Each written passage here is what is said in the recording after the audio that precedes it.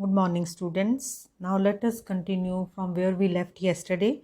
So we had finished with the speech of Bassanio, where he had talked about his poor financial condition.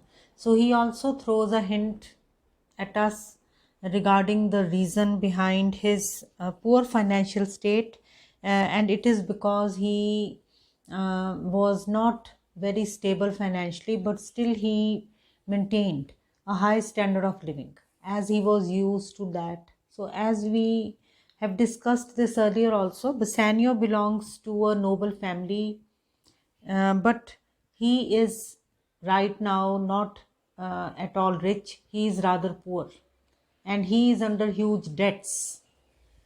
And what has made him come to this state, this situation? It is because of his spendthrift ways. And in this speech, he also tells us that he has borrowed huge loans from people, and the the biggest number of loans he has taken from Antonio. So, and from Antonio, he has borrowed a lot, and he wants to pay back his debts. He wants to be free of his debts. He wants to pay back the loans. And in this speech, tells uh, he tells Antonio that Antonio is his dearest friend, and to him he will reveal his plans to get some money and to pay back the loans. Antonio, I pray you, good Bassanio, let me know it. फिर Antonio की कहता है कि you must let me know what your plans are, and if it stand as you yourself still do within the eye of honor, and if the plan is an honorable one.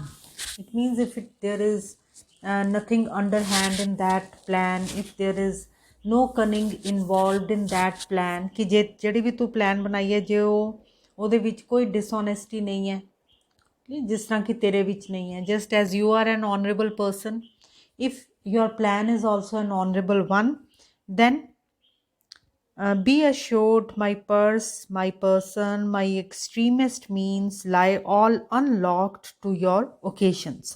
ਤੇ ਜੇ ਤੇਰੀ plan ਜਿਹੜੀ ਹੈ ਉਹ honest ਹੈ, ਉਹਦੇ ਵਿੱਚ ਇੱਜ਼ਤ ਹੈ, ਤਾਂ ਫਿਰ ਕੀ ਹੈ, then whatever money I have, and even I will be of great service to you.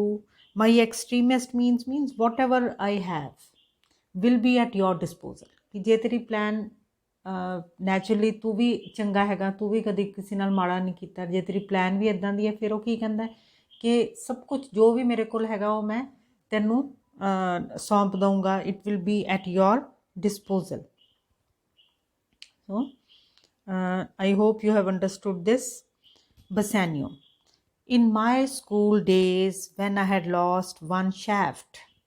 So ਹੁਣ ਇਹਦੇ ਵਿੱਚ ਉਹ ਕੀ ਕਰ ਰਿਹਾ ਬਸੈਨੀਓ, ਉਹਨਾਂ ਨੂੰ ਦੱਸਣ ਲੱਗਾ ਕਿ ਮੇਰਾ ਪਲਾਨ ਕੀ ਹੈਗਾ, ਪਰ ਉਸ ਤੋਂ ਪਹਿਲਾਂ ਉਹ ਕੀ ਕਰਦਾ, he is not coming directly to the point. ਉਹ ਕੀ ਕਰ ਰਿਹਾ, ਪਹਿਲਾਂ ਭੂਮਿਕਾ ਬਣ ਰਿਹਾ. For example I will give you a hint ਕਿ ਇਹਦੇ ਵਿੱਚ ਉਹ ਕੀ ਕਹੇਗਾ ਕਿ ਜਦੋਂ ਮੈਂ ਸਕੂਲ ਵਿੱਚ ਪੜ੍ਹਦਾ ਸੀਗਾ, ਇਨ ਮਾਈ ਸਕੂਲ ਡੇਜ਼, ਮੈਂ ਕੀ ਕਰਦਾ ਸੀ, ਜੇ ਮੇਰੀ ਇੱਕ ਚੀਜ਼ ਸਪੋਜ਼ ਮੈਂ ਇੱਕ ਤੀਰ ਇੱਕ ਨਿਸ਼ਾਨੇ 'ਤੇ ਛੱਡਦਾ ਸੀਗਾ, ਸਪੋਜ਼ ਉਹ ਤੀਰ ਗੁਆਚ ਜਾਂਦਾ ਸੀਗਾ, ਤਾਂ ਫਿਰ ਮੈਂ ਕੀ ਕਰਦਾ ਸੀਗਾ, ਮੈਂ ਦੂਸਰਾ ਤੀਰ ਵੀ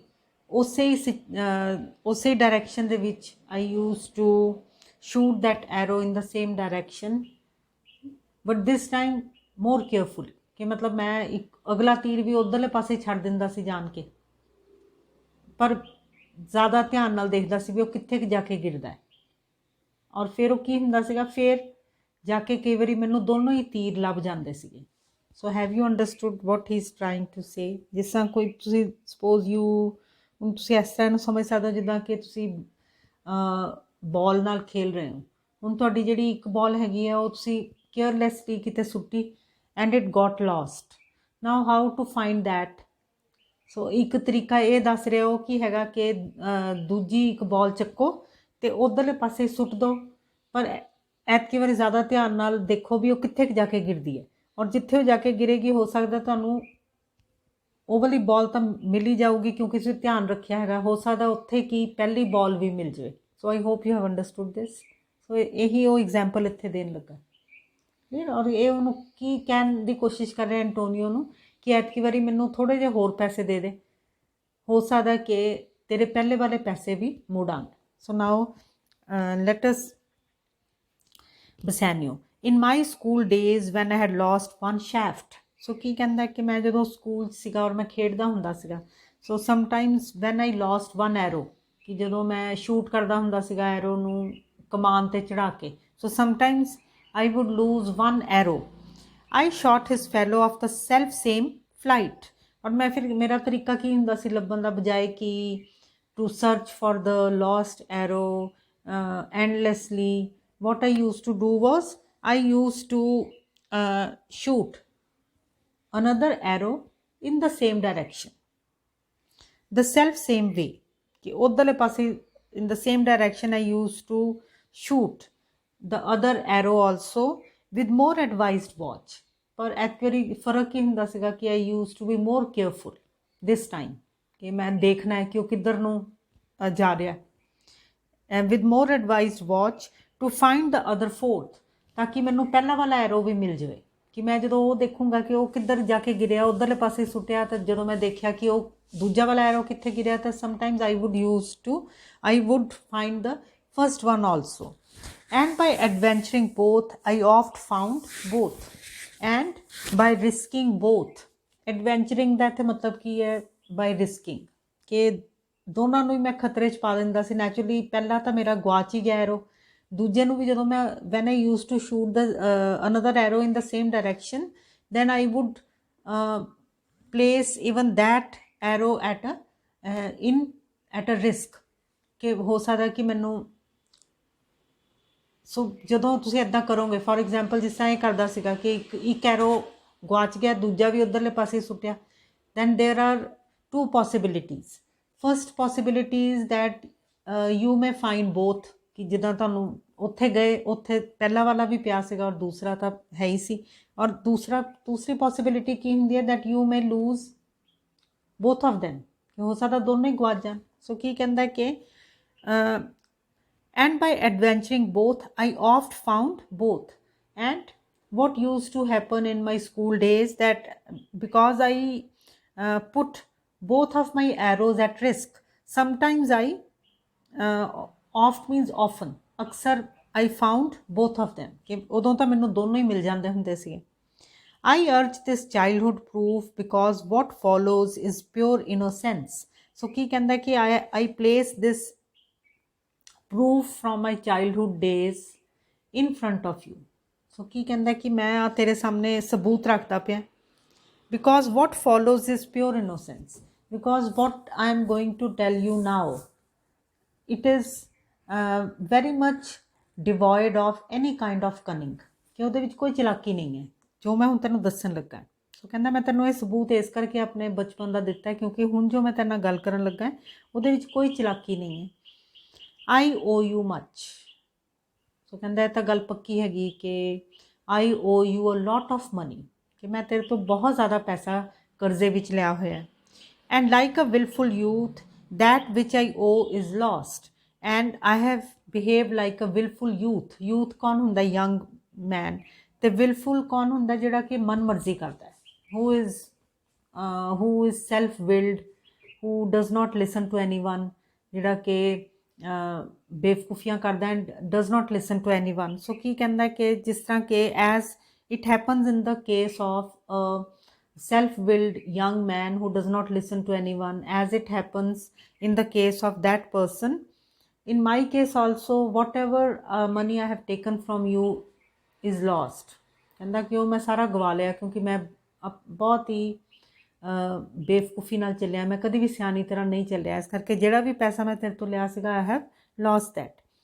but if you please to shoot another arrow that self way which you did shoot the first। ਸੋ ਕਹਿੰਦਾ ਪਰ if ਤੂੰ ਇੱਕ ਕੰਮ ਜੇ ਕਰੇ ਤਾਂ if you shoot your second arrow in the same direction in which you shot the first one.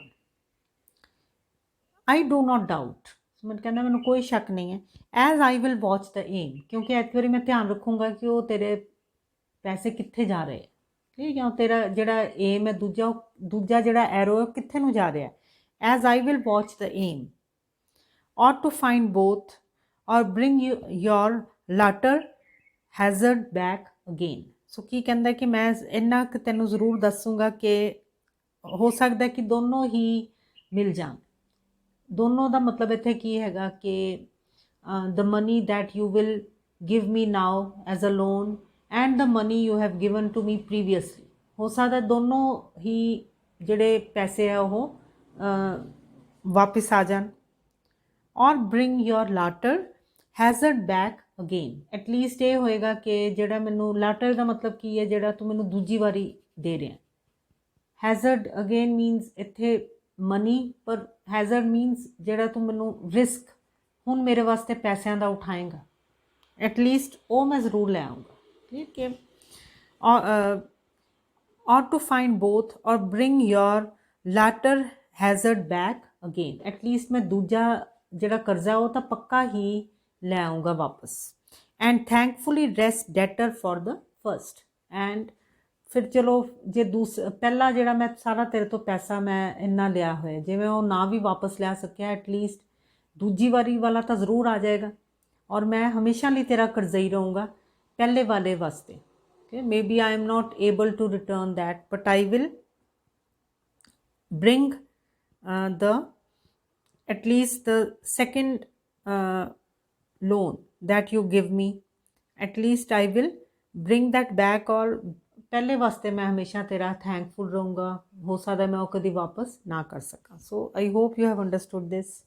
ਇਹ ਉਸੇ ਤਰ੍ਹਾਂ ਜਿਸ ਤਰ੍ਹਾਂ ਕਿ ਜਿਹੜੇ ਗੈਂਬਲਰਸ ਹੁੰਦੇ ਆ, ਜਿਹੜੇ ਜੁਆਰੀ ਹੁੰਦੇ ਆ, ਵਾਟ ਡੂ ਦੇ ਡੂ, ਇੱਕ ਲਾਸਟ ਬਾਜ਼ੀ ਲਗਾਉਂਦੇ ਆ ਕਿ ਇੰਨੇ ਪੈਸੇ ਪਹਿਲਾਂ ਗਵਾ ਲੈਂਦੇ ਆ, ਫਿਰ ਉਹ ਕੀ ਸੋਚਦੇ ਆ ਕਿ ਇੱਕ ਹੋਰ ਕਿਉਂ ਨਾ ਇੱਕ ਗੇਮ ਖੇਡੀ ਜਾਏ, ਇੱਕ ਬਾਜ਼ੀ ਲਗਾਈ ਜਾਏ, and the money that they have lost previously will also be won back।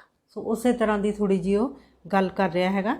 now I will make an end here because otherwise the recording becomes very heavy and it is very difficult to send it to you then